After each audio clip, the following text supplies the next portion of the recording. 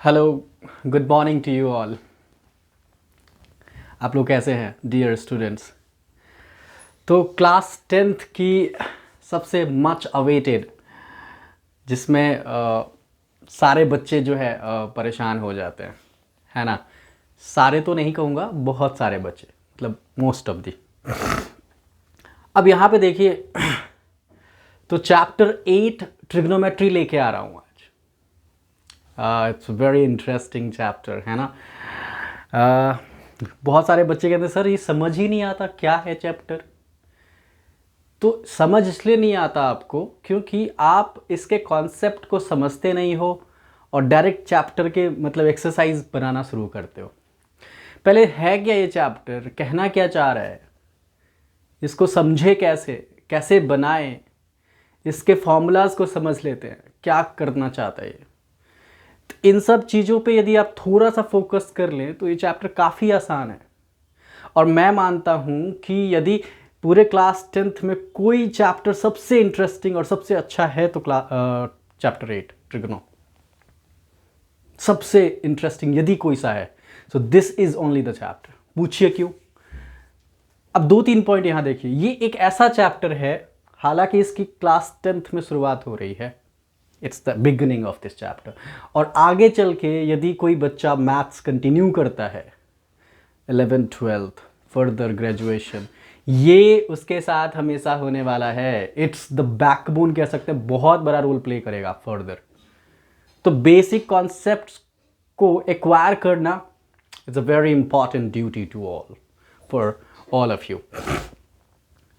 तो मैं कह रहा था कि क्यों ये इंटरेस्टिंग चैप्टर है और क्यों इंपॉर्टेंट है। तो देखो, ये एक ऐसा चैप्टर है जिसमें आपको सोचने पे मजबूर करता है कि कैसे करना है। ये डायरेक्ट फॉर्मूला तो देगा, बट इम्प्लीमेंटेशन, आपके पास बहुत सारे फॉर्मूलाज हैं, उस फॉर्मूला में से कौन सा अप्लाई करें ताकि हम उस सॉल्यूशन तक पहुंच पाए, ये जो एबिलिटी डेवलप करता है मेरे ख्याल से ट्रिग्नोमेट्री करता है। तो माइंड ओपन करने का काम is going to be the role of trigonometry. तो ध्यान से देखिए, आज की क्लास में क्या करेंगे हम लोग, इसके सारे बेसिक कॉन्सेप्ट्स को समझते हैं कि क्या है ये चैप्टर, इसमें क्या होने वाला है। शुरुआत से देखते हैं और मुझे लगता है कि बहुत इंटरेस्टिंग होने वाला है। तो अटेंड ऑल ऑफ यू, जो भी देख रहे हैं पूरा देखिए और समझिए क्या है ट्रिग्नोमेट्री। ओके, तो ट्रिगोनोमेट्री इसके वर्ड में छिपा हुआ है, इसका मतलब ये चैप्टर क्या कहना चाहता है। अब ध्यान से देखिए आप, ट्रिगोनोमेट्री, राइट, ट्राई, इसको हम 3 पार्ट्स में डिवाइड कर सकते हैं। ट्राई जो है का मतलब, ट्राई वर्ड किस में आता है sir? Try angle, right. Try जो है, सो यहां पे ट्राई जो है मतलब 3, और गॉन का मतलब कह सकते हैं साइड्स, एंड मेट्री का मतलब मेजर, 3 साइड्स मेजर। तो बेसिकली 3 साइड्स मेजरमेंट की बात होने वाली है इस चैप्टर में।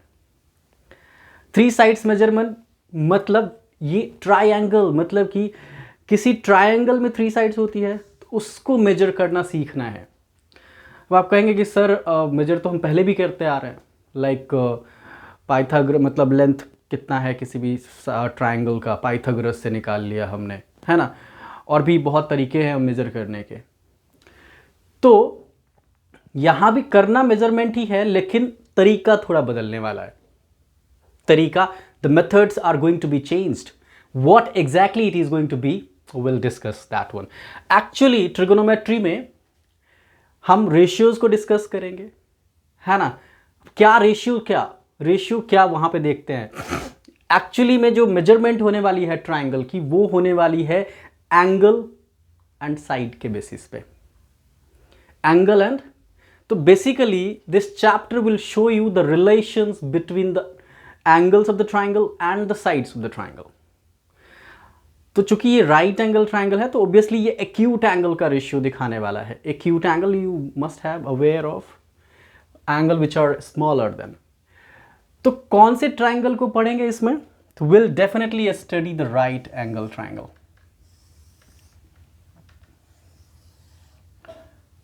We are going to study the right angle triangle, ठीक है।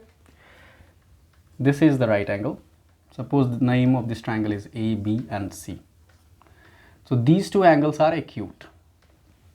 Acute, यदि ये 90 है तो बाकी के दो acute होंगे तभी तो 180 बनाएगा। अगर यदि कोई और 90 ले ले तो काम खत्म, तभी तो दो ही में ही हो जाएगा। तो बहुत सारे बच्चे, अब यहाँ पे समझना है तीन बातें। आपको पता है कि इस ट्रायंगल में है परपेंडिकुलर, बेस एंड हाइपोटेन्यूस। कौन सा परपेंडिकुलर, कौन सा बेस, कौन सा हाइपोटेन्यूस? परपेंडिकुलर होता क्या है, बेस क्या होती है और हाइपोटेन्यूस क्या होता है? So will talk about that. मैंने कहा कि this is base, this is perpendicular,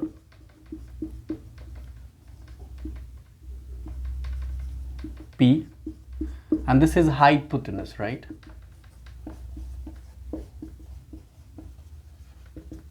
Hypotenuse, H। अब एक चीज समझिए, क्या ये हमेशा परपेंडिकुलर होगा या फिर क्या ये हमेशा बेस होगा? नहीं, ऐसा नहीं है। एक्चुअली में परपेंडिकुलर और बेस जो है एक्सचेंजेबल है depending upon the angle which we are taking. But उससे पहले हम लोग बेस, परपेंडिकुलर और हाइपोटेन्यूस को जानते हैं। बेस का मतलब the line which are lying और अ हॉरिजॉन्टल लाइन सिंपली कह सकते हैं। क्या नाम है? हॉरिजॉन्टल।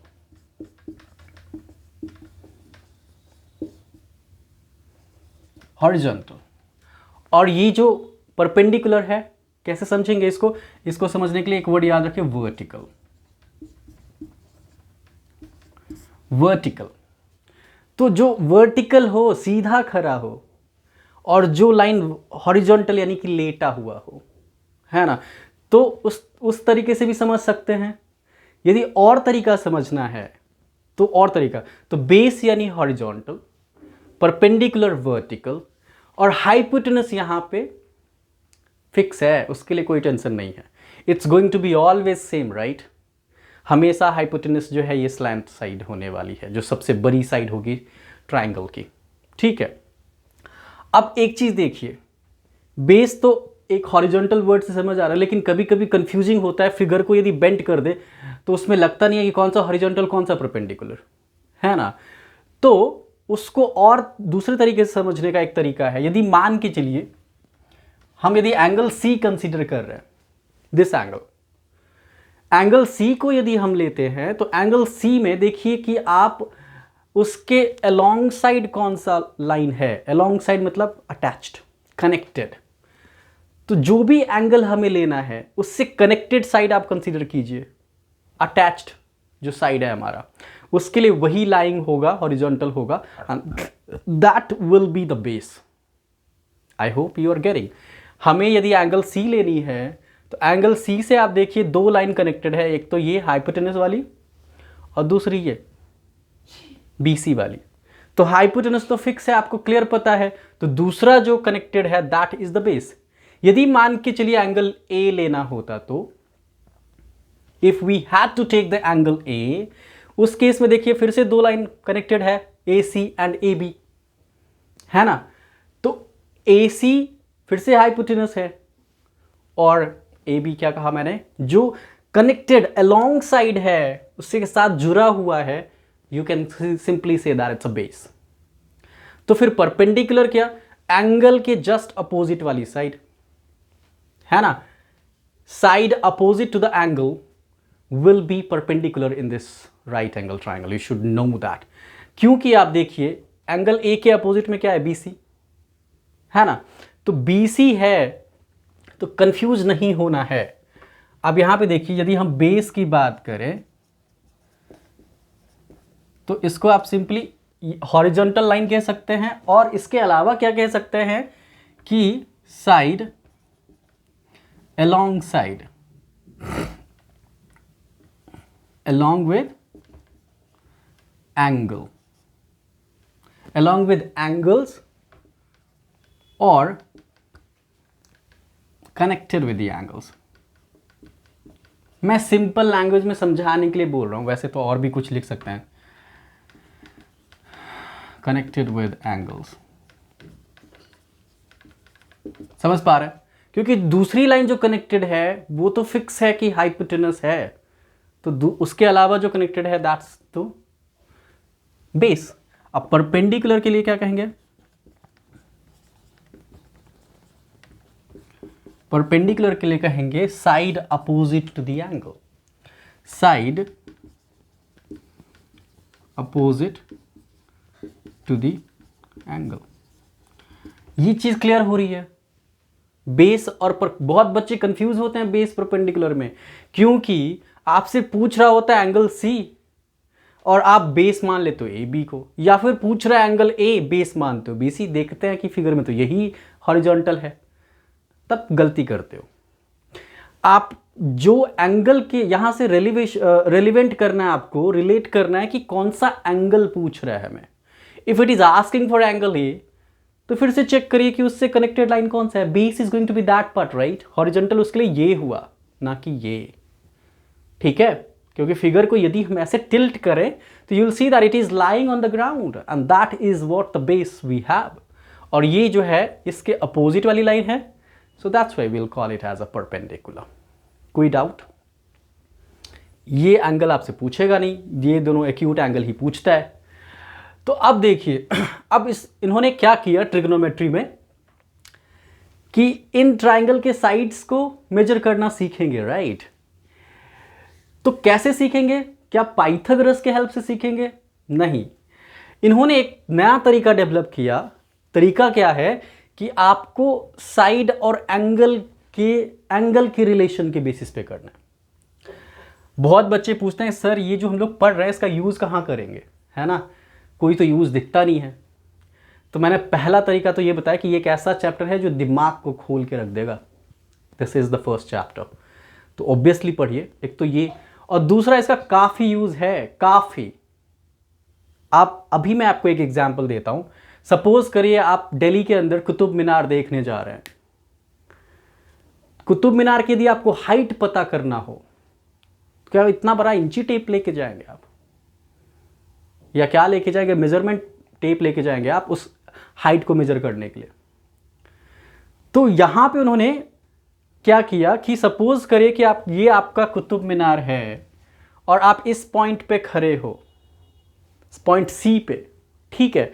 इसकी हाइट चाहिए और आपको ये पता है कि ये जो कुतुब मीनार की टॉप है यानी कि टिप है, उससे जो आपके हेड का जो एंगल बन रहा है आपके आईज पे, वो भी पता है आपको कि शायद 45 पे बन रहा है या 60 पे बन रहा है, डिपेंडिंग अपॉन. यदि आपको ये पता चल जाए कि एंगल क्या बन रहा है और आपको उसके बेस से आपका जो डिस्टेंस है ये पता चल जाए, तो आप निकाल सकते हो. फिर मेजरमेंट की ज़रूरत, उसको कोई भी मेजर टेप की ज़रूरत नहीं पड़ेगी. समझ पा रहे हो? कभी कभी ऐसा भी होता है कि आप सी के अंदर जो है जाते हो बोट से, पीछे से कुछ और या फिर माउंटेन या फिर आइस, स्नो आइस दिख गया, है ना? स्नो हिल दिख गया, तो कितने डिस्टेंस पे है. तो यदि आपको वहां पे फिर से आपको एंगल का पता चल जाए या फिर हाइट का पता चल जाए, है ना, तो in that case you can find the distance as well. तो काफी यूज है. ये मत सोचिए कि यूज कहां है, यूज बहुत है, आपको करना सीखना है. ठीक है? तो बेस और परपेंडिकुलर हम लोग समझ पा रहे हैं. Hypotenuse is going to be always same, कभी बदलने वाला नहीं है. अब इन्होंने क्या किया कि ये जो इन्होंने, अब देखिए यहां पे साइड्स का जो रेशियो लेने वाले हैं, ये लोग साइड्स का जो रेशियो लेने वाले हैं, इनको इन्होंने 6 रेशियोज में क्लासिफाई किया. इन सारे रेशियोज को 6 कैटेगरी में रख दिया. तो वो कौन कौन था, आप लोग शायद आप लोग, चूंकि ये almost we are ending class 10th, right? तो ऑब्वियसली बहुत सारे बच्चे पढ़ चुके हैं, तो उनको पता है क्या था रेशियो. तो देखिए,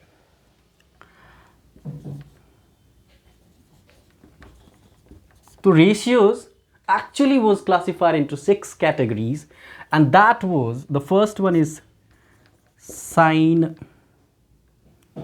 A. अब sin A, अभी पहली बात तो मैं आपको A अभी लिखता नहीं हूं, ठीक है, we don't write A, ठीक है। sin, बहुत बच्चे इसको sin कहते हैं, sin मत बोलिए, don't call it as sin, it's a sine, right, क्योंकि इसका पूरा नाम एक्चुअली में SINE है, साइन। साइन इसको लिखेंगे sine of angle A, suppose angle A के लिए यदि कंसीडर करना है, साइन ऑफ एंगल A को इन्होंने शॉर्ट में एब्रीविएट कर दिया, मतलब कि कॉन्ट्रैक्ट कर दिया, और इसको लिख दिया साइन A, ठीक है।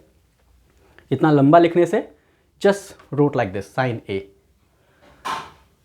साइन है, नंबर 2 आपका कॉस है, नंबर 3 आपका टेन है, बहुत सारे बच्चे पढ़े हुए हैं। इसके अलावा है आपका साइन के बाद टेन हो गया, फिर इसके बाद है कॉसेक, सेक एंड कॉट, ठीक है। ये कोसाइन होगा, ये टेंजेंट होगा, ये कॉसेकेंट होगा, सीकेंट होगा, कोटेंजेंट होगा। सबका नाम जो है, पूरा नाम भी आपको पता होना चाहिए। I will just write it down all that. But अभी देखते हैं कि ये हमारे पास 6 रेशियोज हैं, sine, cos, tan, cosec, sec and cot. इन 6 रेशियो के बेसिस पे आपको ना ट्राइंगल की मेजरमेंट करनी है। कभी आपको हाइपोटेनस निकालना पड़ेगा, कभी आपको परपेंडिकुलर, कभी आपको बेस। याद रखिएगा, सिर्फ आपके पास एक ही साइड होगा और एक एंगल होगा। तब 2 साइड होता तो राइट एंगल ट्राइंगल में तो पाइथागोरस कर लेते, लेकिन एंगल है और साथ में कोई एक साइड दे रखा है आपको, तब कैसे निकालते हैं? तब आपको चाहिए ये रेशियो, है ना। अब ध्यान से देखिए, साइन ए में ये जो साइन है ये तो रेशियोज है, और उसके साथ जो ये ए अटैच है, सिंबल ए, ये एक्चुअली में एंगल को रिप्रेजेंट कर रहा है, राइट। तो ये एंगल को रिप्रेजेंट कोई और भी लेटर कर सकता है। सिंबल फॉर द एंगल जो है, symbol for angle, that can be different as well. ये आप अल्फाबेट्स के लेटर ले सकते हैं, अल्फाबेट्स लेटर। इसके अलावा स्पेशल सिंबल भी होता है। स्पेशल सिंबल में आप जैसे कि ये सिंबल आपने बहुत सारे बच्चों ने देखा होगा, दिस सिंबल, इसका नाम क्या है आप लोग अभी पूछना है आपसे। इसके बाद ये सिंबल देखा क्या आप लोगों ने? इसके बाद क्या आपने ये देखा? ये सब तो शायद देखा होगा, अल्फा, बीटा एंड गामा, है ना। तो this is what called theta,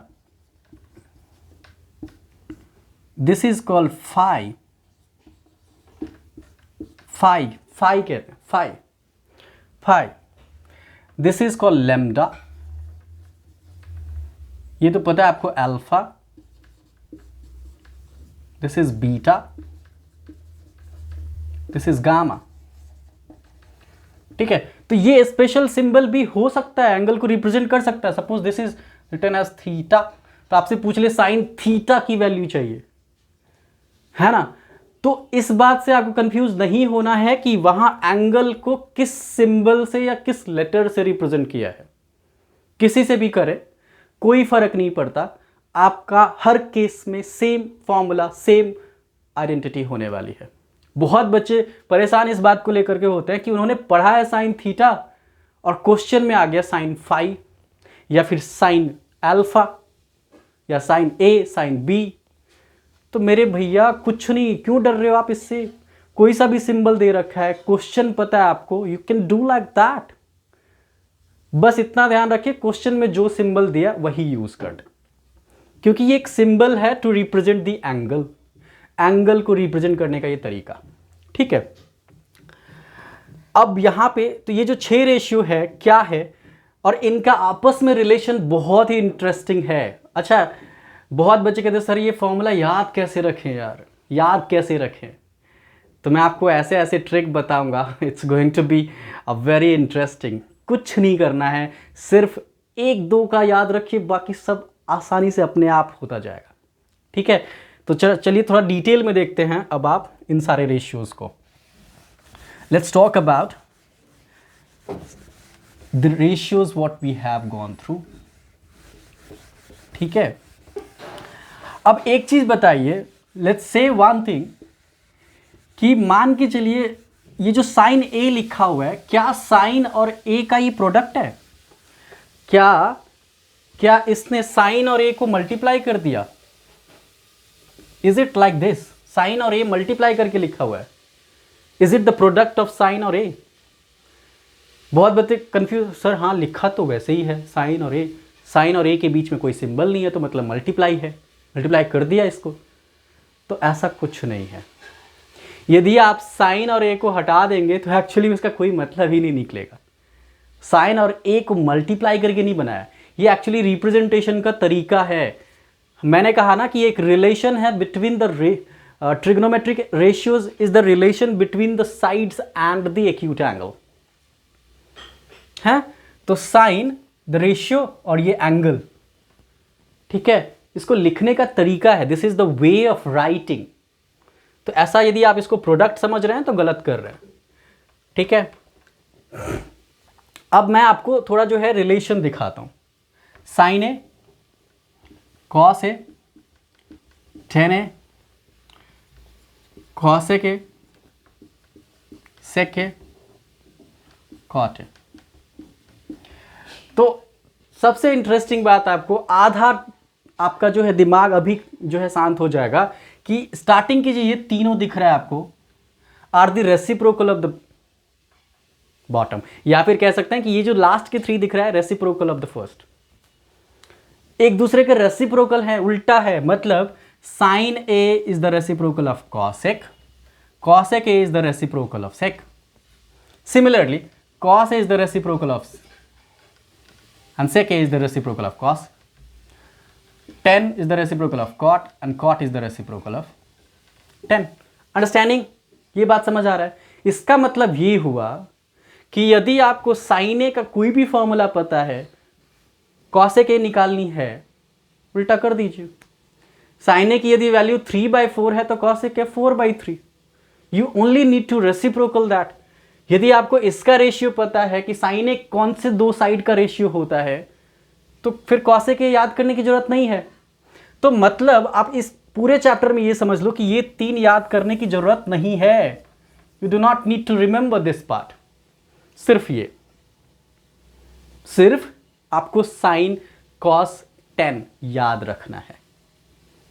ठीक है, साइन कॉस और टेन को याद रखना है। और फिर आगे चल के बहुत बच्चे कहते हैं सर टेबल कैसे याद करें, एंगल जो हम लोग एंगल का वैल्यू पता करते हैं उसमें एक टेबल कैसे याद रखें। बहुत ही सिंपल ट्रिक बताऊंगा। सिर्फ यदि आप एक रेशियो का वैल्यू याद रखते हैं, आई एम प्रिटी श्योर कि आप बाकी सारे 5 का आराम से निकाल सकते हैं खुद ब खुद। आप खुद टेबल बना सकते हो यार, इतना घबराते क्यों आप लोग? ठीक है, अब देखिए, तो इन्होंने क्या कहा कि sine a is actually the ratio of perpendicular and base, perpendicular and not base, actually hypotenuse, perpendicular and, तो इसी ट्राइंगल में आप देखिए perpendicular is actually the AB, sorry यदि हम एंगल ए को ले रहे हैं तो फिर से गलती कर रहे हैं। एंगल ए के केस में आप देखिए परपेंडिकुलर क्या है, गलती नहीं करनी है। एंगल ए के लिए perpendicular is going to be the BC and hypotenuse तो फिक्स होने वाला है, दैट्स AC। अब बताइए कोई confusion? Perpendicular upon hypotenuse, BC upon AC, any question? यहीं पर बच्चे कंफ्यूज, याद रख, लिखने का तरीका उनको AB अपॉन AC लिखना होता है क्योंकि दिख तो यही रहा है, लेकिन उन्होंने एंगल A बोल रखा है। तो एंगल A कौन सा एंगल बोल रखा है, यू शुड नो दैट। फिर यहीं पे मान के चलिए यदि हम कॉस थीटा का करें, कॉस थीटा, थीटा कहाँ पे है? C के पास, राइट? तो अब जल्दी से बताइए, इसका होता है बेस अपॉन हाइपोटेनस। तो बेस क्या है हमारे पास? थीटा के लिए बेस ढूंढिए, इसके साथ कनेक्टेड लाइन, इसके साथ जुड़ा हुआ लाइन कौन सा है? ऑब्वियसली BC है। तो BC अपॉन में AC। अब आप कहेंगे कि सर साइन ए का भी BC upon AC, cos theta का भी BC अपॉन AC, क्यों नहीं? यही तो समझना है कि आपने साइन के केस में एंगल ए लिया था, कॉस के केस में एंगल थीटा लिया है। एंगल बदला, आंसर मतलब वैल्यू सेम हो सकता है डिपेंडिंग अपॉन कि एंगल कौन सा ले रहे हैं। समझ पा रहे हैं इस चीज को? फिर यदि आपको 10 का है तो tan theta is actually perpendicular upon base. तो यहां से थीटा से देखिए आप, फिर से परपेंडिकुलर यहां पे AB है और बेस यहां पे BC है। बेसिकली यदि आपको साइन और कॉस पता है तो tan अपने आप याद हो जाएगा। पूछिए कैसे? tan is actually the ratio of the sine and cos. यदि आपको निकालना है tan का तो इस कर लीजिए आप sine theta upon cos theta. वैसे देखते भी हैं, साइन थीटा के लिए आप लिख सकते हो sine theta perpendicular upon hypotenuse यानी कि AB अपॉन में AC, और कॉस थीटा को लिख सकते हैं आप base upon hypotenuse means BC upon में AC। अब जब 4 अपॉन 4 बार अपॉन हो जाए तो इसको कैसे सॉल्व करें? तो इसको फर्दर लिख सकते हैं आप AB अपॉन में AC इनटू में AC अपॉन में BC। ऐसा लिख सकते हैं क्या? लास्ट के दो को हमने रेसिप्रोकल कर दिया ऊपर ले जाके मल्टीप्लाई में। This AC and AC cancel, so we are left with AB upon में BC। देखिए क्या यही लिखा है tan theta. So tan theta is the ratio of these two sine and cos. अब आपका ये भी टेंशन दूर। अब जो मैंने कहा था शुरुआत में कि स्टार्टिंग के 3 याद रखने हैं, वो भी नहीं रखना है, सिर्फ 2 रखना है। वो कौन सा? साइन और कॉस। यदि आप साइन कॉस याद कर लेते हैं तो फिर 10 का भी झंझट खत्म। अब बाकी 3 का तो पहले खत्म हो चुका है ना? सिर्फ 2 का काम है। इतनी बात समझ आ रही है? तो हमने क्या देखा कि इन सब का रेशियो देख रहे हैं। अब बाकी 3 का मैंने क्या कहा था कि रेसिप्रोकल है। यदि आपको कॉसेक का चाहिए, कॉसेक थीटा चाहिए, तो साइन थीटा हमारे पास क्या है? AB अपॉन AC, तो इसका क्या हो जाएगा? BC upon AC। सॉरी, उल्टा करना है आपको, AC को ऊपर रखना है। कीप दिस AC यानी कि हाइपोटेनस को ऊपर रख दीजिए और AB को नीचे रख दीजिए, यानी कि H अपॉन P। सिमिलरली सेक के केस में हो जाएगा ये B अपॉन H होता है कॉस, तो उसका करेंगे तो H अपॉन B। यदि आपको कॉट का चाहिए, कॉट थीटा चाहिए तो tan का उल्टा कर देते हैं, PB है तो B अपॉन P।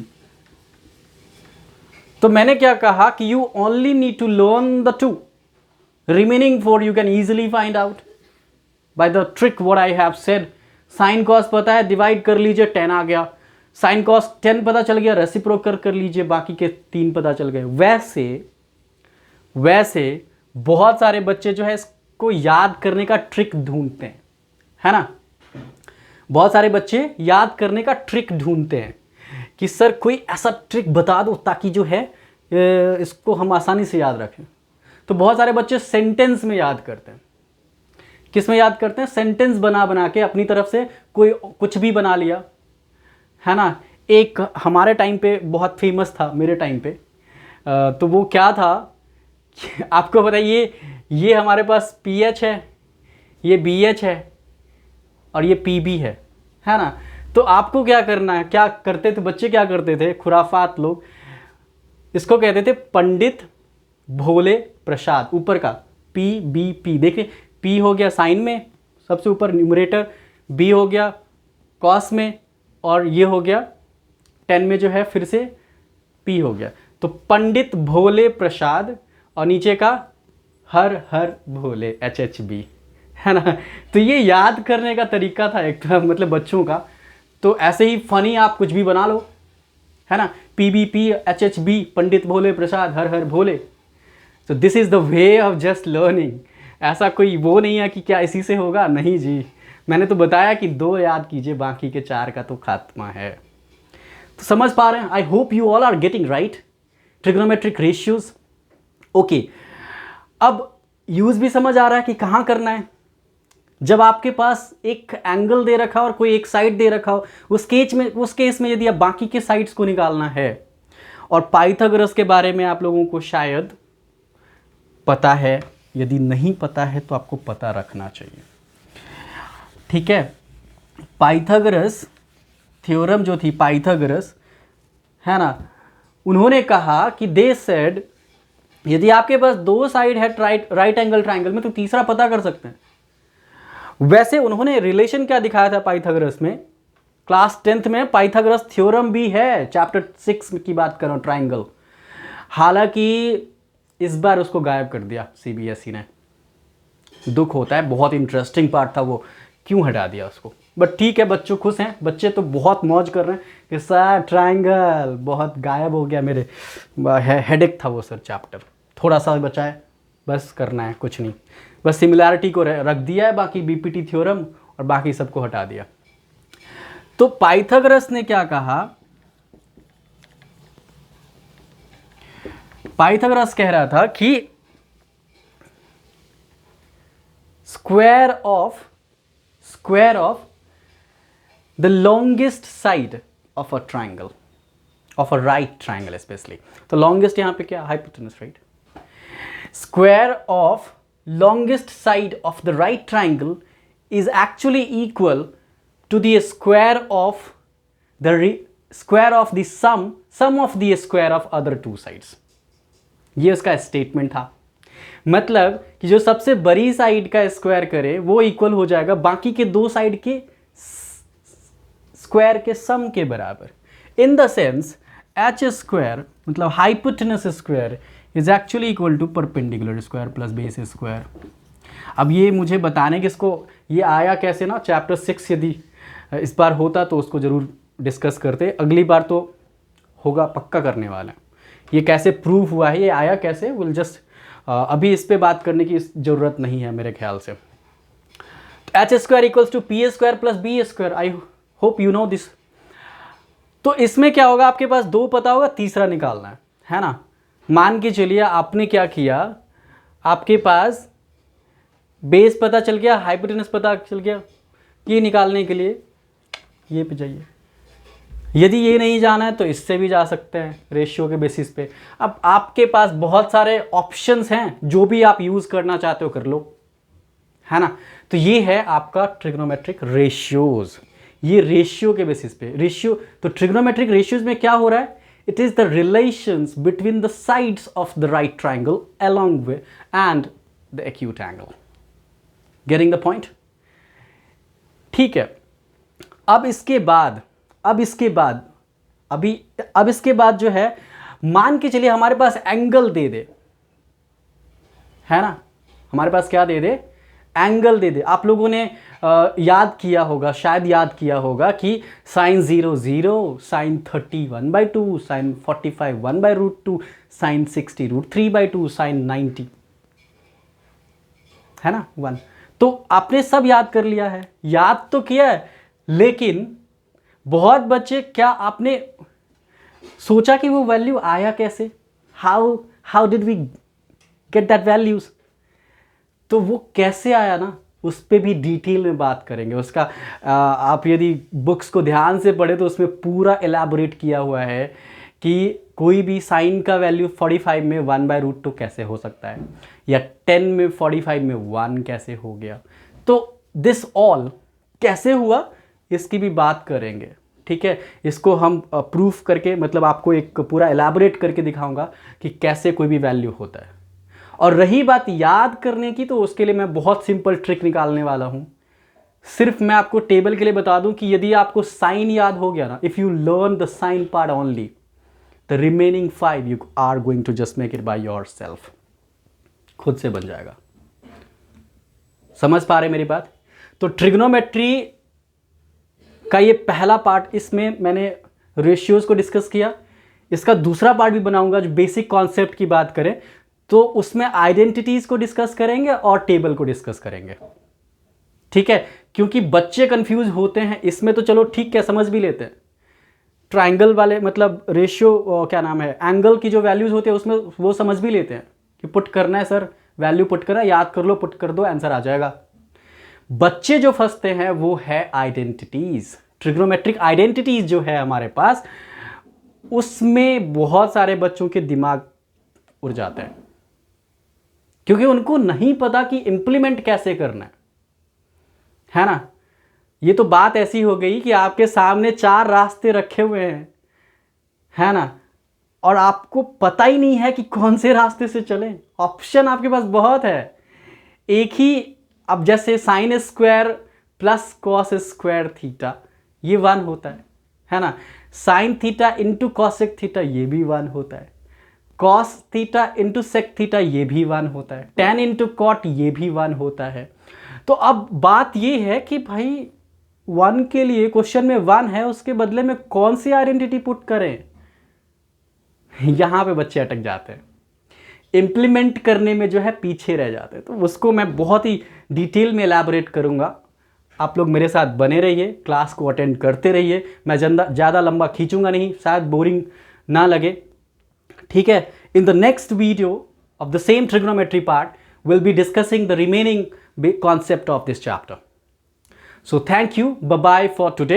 एंड हाँ, बहुत ज़रूरी बात, आपको यदि मज़ा आ रहा है, आपको यदि इंटरेस्टिंग लग रहा है ये क्लासेस, समझ पा रहे हैं कि शायद ये मेरे लिए रेलिवेंट है, तो आई वुड सजेस्ट, मैं आपको बस सजेस्ट करूंगा, आपको रिक्वेस्ट करूंगा कि आप जो हैं मेरे चैनल को सब्सक्राइब करिए और अपने दोस्तों को बताइए जो क्लास 10th में है या फिर आने वाले हैं।